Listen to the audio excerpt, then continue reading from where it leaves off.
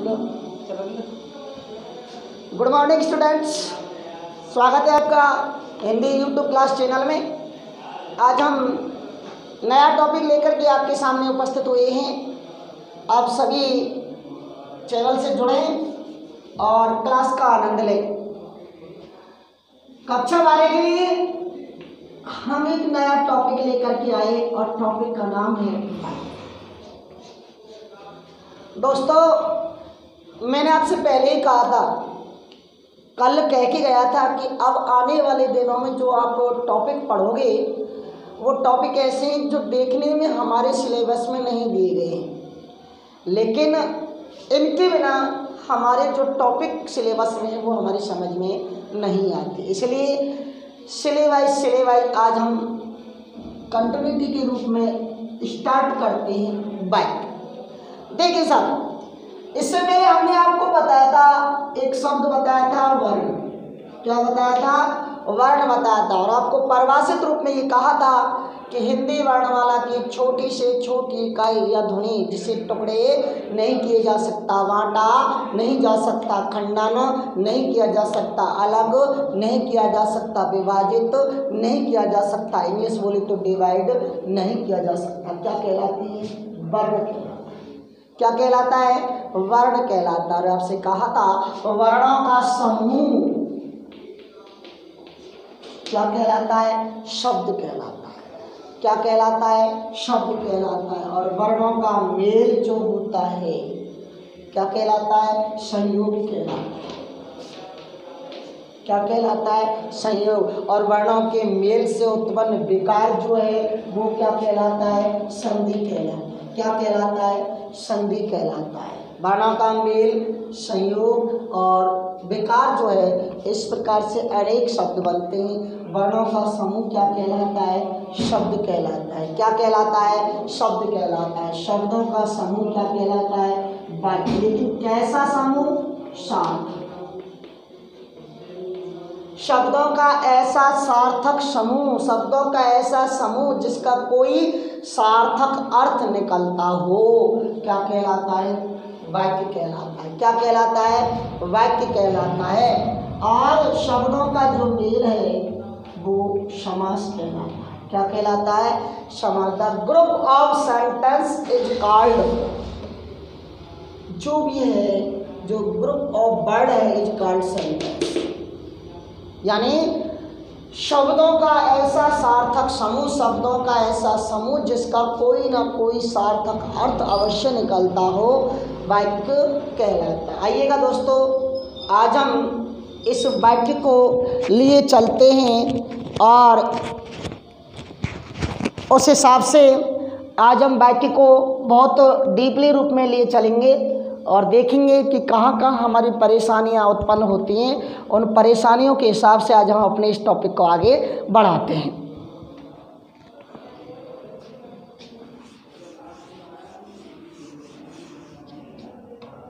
तो देखें, दो या दो से अधिक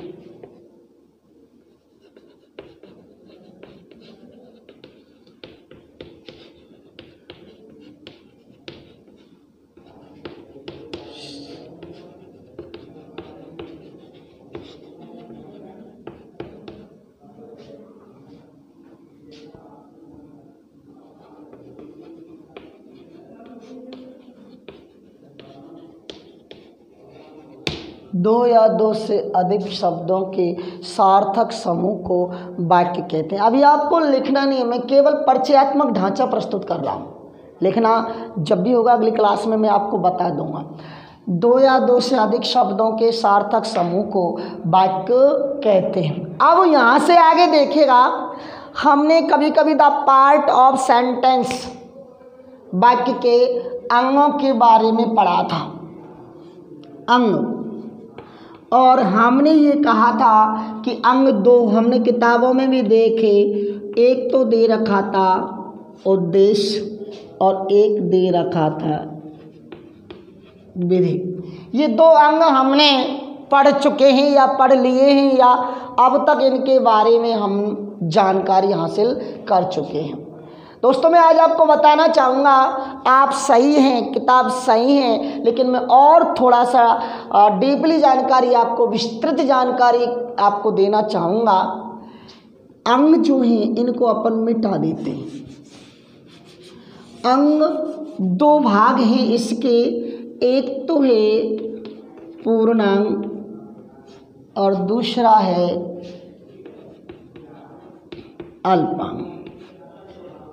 एक तो पूर्णांग है और दूसरा अल्पांग है। पूर्णांग में आपको पता होगा, हिंदी जब वाक्य का सेंटेंस हम जमाते हैं, हिंदी का जो वाक्य है वो जो क्रम जो है जमाते हैं तो इस तरह जमाते हैं, जैसे इंग्लिश में तो इस तरह जमाते हैं,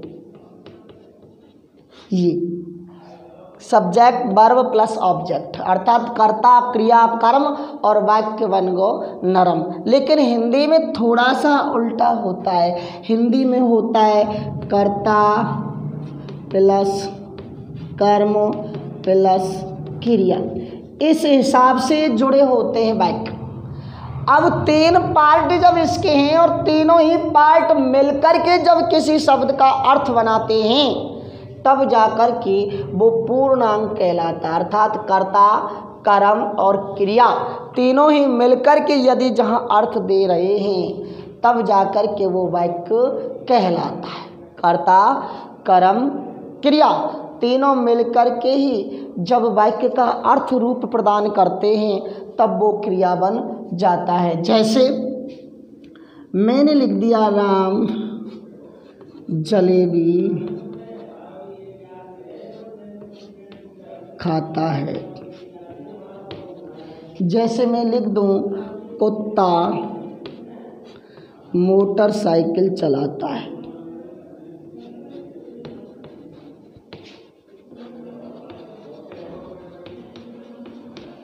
अब दो वाक्य थे। अब यहाँ मान लो राम और कुत्ता दोनों क्या है, कर्ता है। क्या चलाते हैं, मोटरसाइकिल। क्या खाते हैं, जलेबी, कर्म है। और ये है हमारी क्रिया। अब मान लो मैं क्रिया हटा देता हूँ ऊपर के वाक्य में से। क्या हटा देता हूँ, क्रिया। तो राम जलेबी है, राम जलेबी है, वाक्य नहीं बन रहा। मान लो मैं जलेबी हटा देता हूँ यानी कर्म, तो राम खाता है। क्या खाता है, और कर्ता हटाता तो जलेबी खाता, अर्थात हमें कोई उत्तर नहीं मिल रहा। जैसे ये देख लो, कर्म हटा दो, कुत्ता चलाता है। क्या, कुत्ता मोटरसाइकिल है। क्या, मोटरसाइकिल चलाता है। अर्थात हमें उत्तर नहीं मिल रहा। उत्तर जब मिलेगा जब तीनों ही पार्ट्स, तीनों ही भाग, तीनों ही अंग मिलते हैं और अपना अर्थ जॉइंट में प्रदान करते हैं, तब जा करके वो वाक्य बन पाता है। तो यहाँ अपन अंगों की बात कर रहे थे, तो जहाँ कर्ता कर्म क्रिया तीनों ही मिलकर के अपना अर्थ प्रदान करते हैं, बिना किसी एक की अनुपस्थिति में अर्थ नहीं निकल पाता। तो जहाँ तीनों ही मिलते हैं और अर्थ प्रदान करते हैं वो कहलाता है वाक्य का पूर्णांग। क्या कहलाता है, पूर्णांग कहलाता है। और जहाँ तीनों मिल करके ही अर्थ दे रहे हैं तब तो पूर्णांग बन जाता है। लेकिन जब तीनों ही में से कोई एक भी एब्सेंट है, एक भी अनुपस्थित है, एक भी व्यवधित रूप में व्यवधान प्रदान कर रहा है तो वो वाक्य का अंग पूर्णांग नहीं होता। पूर्णांग जब होगा पूर्ण प्लस अंग, पूरे जिसमें अंग वो कहलाता है पूर्णांग। लेकिन अपन बात करते हैं अब अल्पांग की। अल्पांग है, अल्प है जो अंग, कम है, वीर संधि लग रही है। अल्पांग में दोस्तों अभी आपको बताया था कर्ता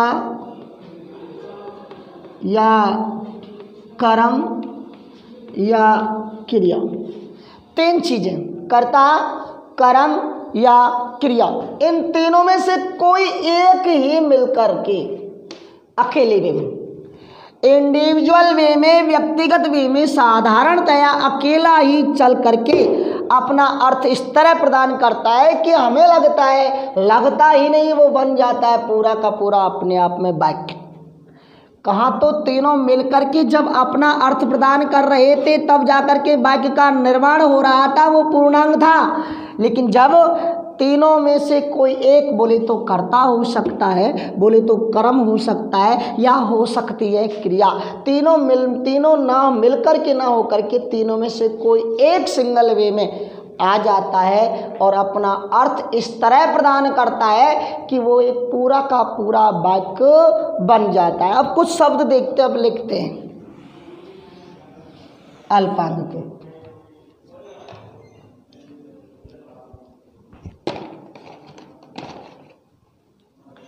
देखिए, कहीं अब बाहर गए, आपने किसी रिश्तेदारी में गए और आपसे किसी ने पूछा आपको खाना खाना है, जवाब आपने दिया जी। क्या दिया आपने? जी। आप इस तरह भी बोल सकते थे जी मुझे खाना खाना है, लेकिन आपने एक शब्द में उत्तर दिया जी। किस में दिया? जी में। तो सामने वाला समझ गया कि बंदे को भूख लगी है। तब आपसे, आप खड़े हैं, तब आपसे उसने कह दिया बैठिए। आपसे वो इस तरह भी कह सकता था अजी भाई साहब खड़े क्यों हो, बैठ जाइएगा ना, लेकिन आपसे उसने एक ही शब्द में कहा बैठिए। आप समझ गए ना कि बैठने की कह रहा है। फिर आप जब नहीं बैठे तो आपसे वो कह सकता है पधारिए।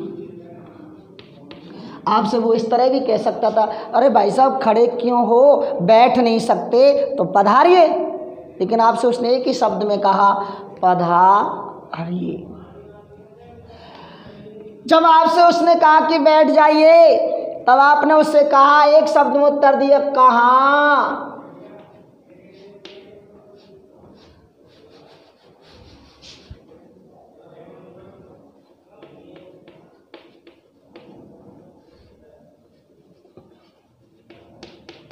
आपने कहा कहाँ, अर्थात आप इस तरह भी कह सकते थे अरे भाई जगह नहीं है कहाँ बैठूं, लेकिन आपने एक शब्द में उत्तर दिया कहाँ। सामने वाला समझ गया कि बंदे को बैठने के लिए जगह नहीं बैठ पाई। उसने कहा बैठ जाओ यार। आपने कोशिश की लेकिन नहीं बैठ पाए। वान के कैसे बैठूं, खूब घुसे कमरे में प्रवेश किया, लेकिन कमरा खचाखच भरा हुआ था।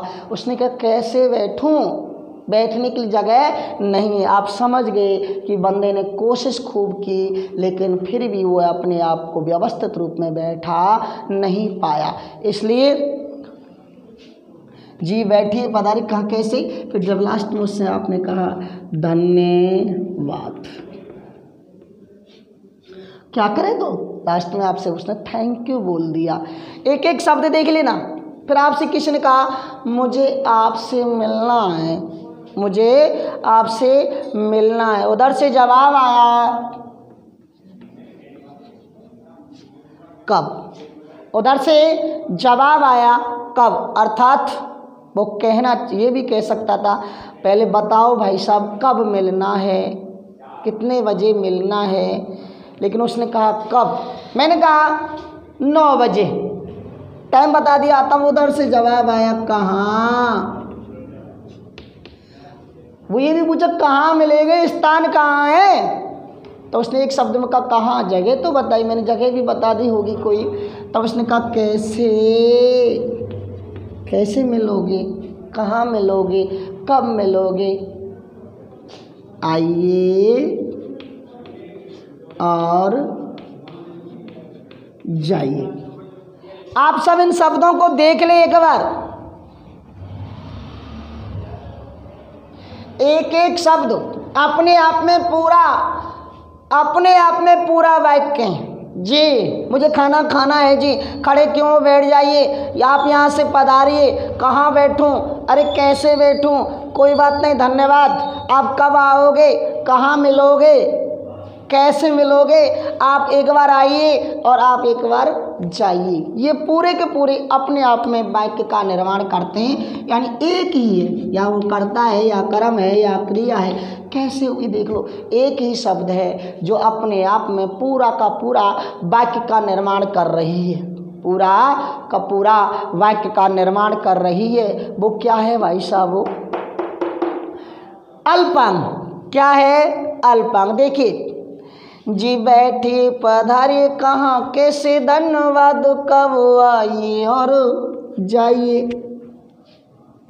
जी बैठिए पधारिए कहाँ कैसे धन्यवाद कब आइए और जाइए। ये शब्द अपने आप में लॉजिक हैं और इन्होंने अपने आप में एक वाक्य का निर्माण कर लिया। मैंने नई चीज़ आपको बताई थी वाक्य के अंग। अब तक हम ये पढ़ते आए थे कि उद्देश्य और विधि। आज हमने आपको नई चीज़ बताई वाक्य के दो अंग, पूर्णांग और अल्पांग। जी बैठिए पधारिए कहाँ कैसे धन्यवाद कब आइए और जाइए। अब अपन उसी रूप में चलते हैं। एक स्क्रीनशॉट ले लीजिएगा, मैं मिटा रहा हूँ।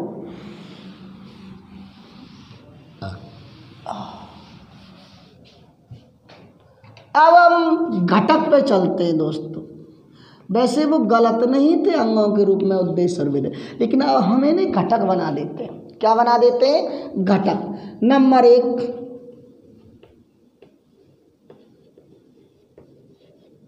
उद्देश्य, नंबर 2 विधि। उद्देश्य को इंग्लिश में बोलते हैं सब्जेक्ट और इसको बोलते हैं प्रेडिकेट। सब्जेक्ट बोले तो कर्ता, और ये कर्ता के अलावा वाक्य में जो कुछ भी होता है वो क्या कहलाता है? विधेय कहलाता है। क्या कहलाता है? विधेय कहलाता है। तो देखें, इसका अपन कर्ता का नाम ले सकते हैं और विधेय में कर्म प्लस कर्म का विस्तारक, क्रिया प्लस क्रिया का विस्तारक, अन्य प्लस अन्य का विस्तारक आदि शब्द आते हैं। तो एक एक शब्द रूप में अपन पढ़ते चलें। सबसे पहले अपन उद्देश्य के बारे में बात करें। मैंने आपसे ये कहा था उद्देश्य कर्ता को कहते हैं। तो सबसे पहले अपन यही देख ली, what is the definition of subject. कर्ता किसे कहते हैं? काफ़ी लोगों से आपसे क्लास में भी मैंने पूछा था, तब बहुत से लोगों ने परिभाषित रूप में कहा था कि कार्य करने वाले को कर्ता कहते। बहुत सही परिभाषा आपने बताई, लेकिन दोस्तों ये परिभाषा आपके लेवल को सूट नहीं करती। आपका लेवल बहुत बड़ा है और आपने बहुत छोटे स्तर की परिभाषित शब्दावली बताई है। आपने कहा कार्य करने वाले को कर्ता कहते, लेकिन मैं आपको ये शब्द लिख देता हूँ। जैसे यह है सड़क,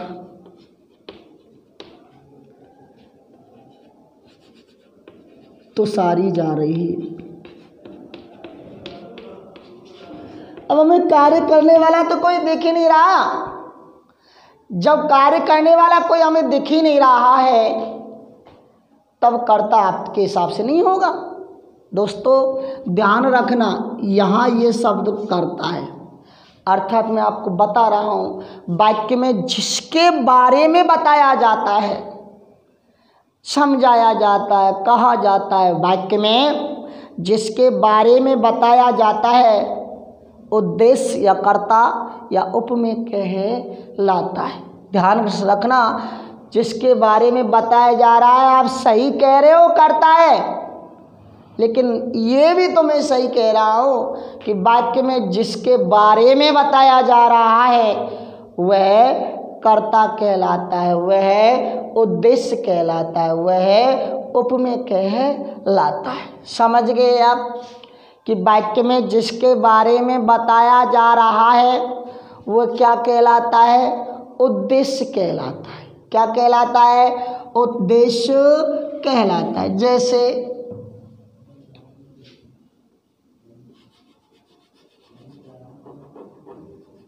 मंगल चांद पर जा रहा है,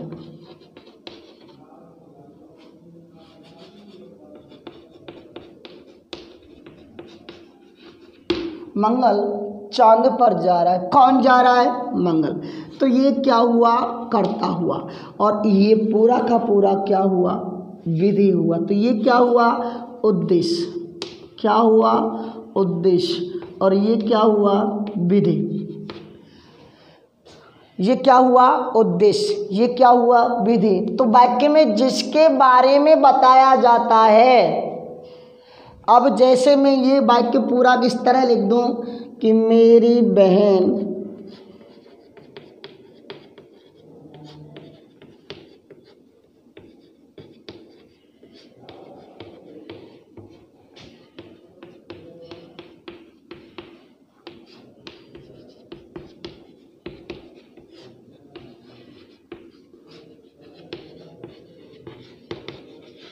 मेरी बहन 2 दिन से लगातार क्रिकेट खेल रही है।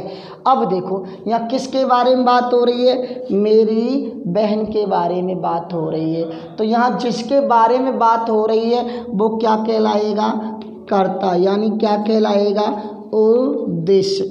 और ये पूरा का पूरा क्या कहलाएगा, विधेय कहलाएगा। क्या कहलाएगा, विधेय कहलाएगा। तो यहाँ देखो, यहाँ जिसके बारे में बात हो रही है वो तो कहलाया उद्देश्य, और उद्देश्य के अलावा जो कुछ भी है वो क्या कहलाया, विधि कहलाया। क्या कहलाया, विधि कहलाया। तो जहाँ मैं बात यही कर रहा था कि जिसके बारे में बात की जाती है वाक्य में वो उद्देश्य कहलाता है, और उद्देश्य के अलावा जो कुछ भी वाक्य में होता है वो विधेय कहलाता है। तो यहाँ मैंने आपको दोनों को परिभाषित करके बता दिया, उद्देश्य भी बता दिया और विधेय भी बता दिया। अब मैं आगे चलता हूँ साहब।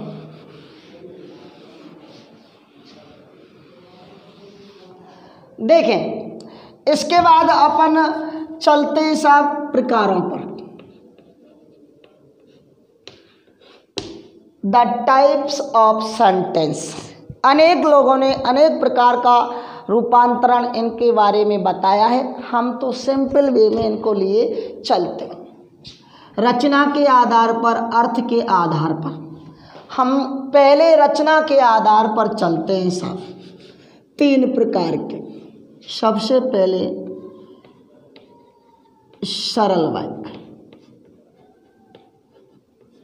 नंबर 2 पे संयुक्त वाक्य,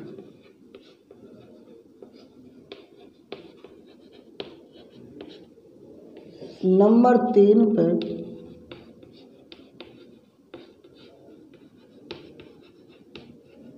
मिश्रित वाक्य। 3 प्रकार के वाक्य हमने यहाँ देखे, सरल वाक्य, संयुक्त वाक्य और मिश्रित वाक्य। अब सबसे पहले अपन सरल वाक्यों पर चलते हैं, जिन्हें अपन साधारण वाक्य भी कह सकते हैं। इंग्लिश में इन्हें सिंपल सेंटेंस कहा जाता है। सबसे पहले पारिभाषिक शब्दावली देखें। साधारण वाक्य में लिखना नहीं है, मैंने पहले ही कह दिया, आप लिखने बैठ गए। मैंने पहले बता दिया था कि अभी मैं केवल परिचयात्मक ढांचा प्रस्तुत कर रहा हूं, जिसे केवल आप सुनना है, इसलिए आप पूरी तरीक़ा से मुझसे मनोयोग से जुड़ें, क्योंकि हर चीज़ लिख करके नहीं बताई जाती दोस्तों। इसलिए आप पूरा मनोयोग रूप से मुझसे जुड़ जाएं और पूरे तन्मयता के साथ जुड़ करके आप मुझे सुने। पहले लिख तो अपन बाद में भी लेंगे। देखें, साधारण वाक्य में हमने अब तक ये सुना था कि जिसमें एक उद्देश्य और एक ही विधेय हो, एक उद्देश्य और एक ही विधेय हो, वो क्या कहलाता है, साधारण वाक्य कहलाता है। एक उद्देश्य और एक ही क्या हो, विधेय हो, क्या कहलाता है, साधारण वाक्य कहलाता है। लेकिन इस तरह से अगर मैं लिख दूं कि श्याम, शीला, मीना, रवीना, मंगल फुटबॉल खेलते हैं,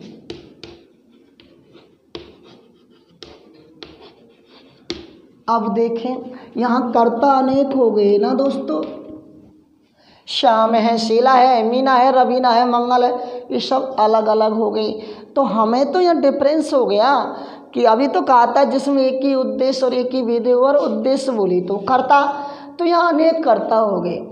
तो यहाँ हमें अपने हिसाब से एक परिभाषा बनानी, क्योंकि हम तो यहाँ कन्फ्यूज हो गए ना। हालांकि वो परिभाषा सही है कि एक उद्देश्य एक ही विधेय होता है, वो साधारण वाक्य कहलाता है। लेकिन हम तो यहाँ कन्फ्यूज हो गए, पूरी तरीके से कन्फ्यूज हो गए। कन्फ्यूज कैसे हुए कि 1 2 3 4 5 अनेक हैं। तो दोस्तों यहाँ आप इस तरह से अपनी अलग से मौजवानी परिभाषा बना लें कि कर्ता अनेक हो सकते हैं लेकिन जिसमें क्रिया एक होती है।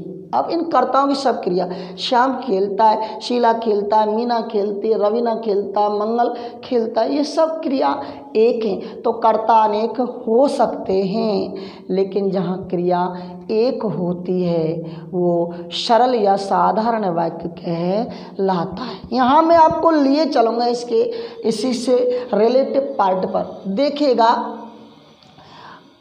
परिभाषित रूप में अगर हम आपसे ये कहें कि एक उद्देश्य और एक विधेय जिसमें होता है सरल या साधारण वाक्य कहलाता है, बिल्कुल सही है। लेकिन मैं और आपको बताना चाहूँगा कि जिसमें एक से अधिक उद्देश्य हो सकते हैं, कर्ता अनेक हो सकते हैं लेकिन क्रिया एक होती है, सरल वाक्य या साधारण वाक्य कहलाता है। दोस्तों इसमें योजक चिन्हों का अभाव होता है। मैं और बेस क्लियर कर देता हूँ, योजक चिन्हों का अभाव होता है। कोई भी उपवाक्य नहीं होता, कहीं नहीं मिलेगा आपको इस तरह, कोई भी उपवाक्य नहीं होता। सरल वाक्य में कोई भी उपवाक्य नहीं होता, योजक चिन्ह नहीं लगे होते, अनेक कर्ता हो सकते लेकिन क्रिया एक होती है, वो सरल या साधारण वाक्य कहलाते हैं। आज के वीडियो में बच्चों आज इतना ही। नेक्स्ट वीडियो में इससे आगे संयुक्त और मिश्रित वाक्यों के बारे में हम गहनता से चर्चा करेंगे, डिस्कस करेंगे आपसे। तब आप हमसे जुड़ें और कमेंट्स बॉक्स में अपना नाम डाल करके अपनी समस्या या जो भी बात आपको पूछनी है वो लिख करके डालें। तब तक के लिए धन्यवाद।